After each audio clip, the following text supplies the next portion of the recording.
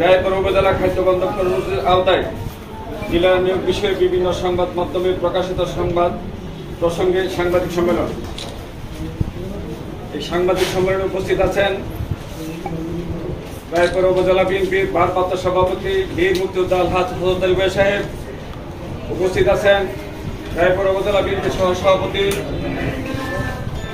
মুজাম্মেল হক, উপস্থিত আছেন রায়পুর পৌরসভা বিএনপির সম্মানিত সাধারণ সম্পাদক সাইফুল ইসলাম পলাশ, উপস্থিত আছেন রায়পুর উপজেলা বিএনপির দপ্তর সম্পাদক ফরিদউদ্দিন, উপস্থিত আছেন রায়পুর উপজেলা বিএনপির জয়েন্ট সেক্রেটারি আলমগীর হোসেন, উপস্থিত আছেন আমার ডান পাশে রায়পুর উপজেলা বিএনপির সম্মানিত সহসভাপতি এম ফখরুল ইসলাম, উপস্থিত আছেন নরসিংদী জেলা বিএনপির সম্মানিত সদস্য উদ্দিন আহমেদ ভাই, উপস্থিত আছেন রায়পুর উপজেলা বিএনপির সম্পাদক উপস্থিত আছেন রায়পুর উপজেলা বিএনপির যুব বিষয়ক সম্পাদক কাজী আসাদুর রহমান মিলন, মহিলা দলের সভাপতি আরফিন আসাদ সহ উপস্থিত আছেন রায়পুর উপজেলা বিএনপির বাজার সম্পাদক সংগঠনের সভাপতি সাধারণ সম্পাদক বৃন্দ, যুবদলের সদস্য আহ্বায়ক সদস্য সচিব সহ সকল নেতৃবৃন্দ এখানে উপস্থিত আছেন। প্রিয় সাংবাদিক বৃন্দ, আমি আব্দুর রহমান খোকন, রায়পুর উপজেলা বিএনপির দুইবার নির্বাচিত সাধারণ সম্পাদক।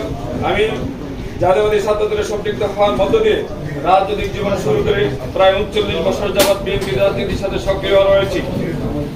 দলের দুর্দিনে সাহসিকতার সাথে ফ্যাসিস্ট সরকারের বিরুদ্ধে আন্দোলন সংগ্রামে অংশগ্রহণ করে বারবার কারা নির্যাতিত হয়েছি। ৫ই আগস্টের পর দলের নির্যাতিত নেতাকর্মী সমর্থকদের সাথে নিয়ে রায়পুর উপজেলার তৃণমূল পর্যায়ে দলকে আরো সুসংগঠিত করতে কাজ করে যাচ্ছে।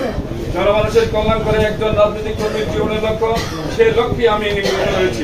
প্রিয় সাংবাদিক বৃন্দ, অতি দুঃখ পরিতাপের বিষয় যে রায়পুর উপজেলার খাদ্য বন্ধন কর্মসূচির আওতায় ডিলার নিয়োগ বিষয়ে আমাকে জোরে বিভিন্ন গণমাধ্যমে মিথ্যা ভিত্তিহীন উদ্দেশ্য প্রণোদিত ভুল তথ্য সম্মিলিত সংবাদ প্রকাশ করে আমার বিরুদ্ধে নানা অপপ্রচার করা হচ্ছে, যা অত্যন্ত দুঃখজনক।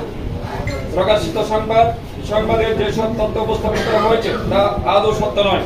ডিলার নিয়োগ প্রক্রিয়া সম্পন্ন করে থাকে রায়পুর উপজেলা প্রশাসন, এতে আমার কোনো প্রকার সম্পৃক্ততা নেই। আমাকে জড়িয়ে গণমাধ্যমে যেসব অপপ্রচার করা হয়েছে আমি তার তীব্র প্রতিবাদ জানাচ্ছি।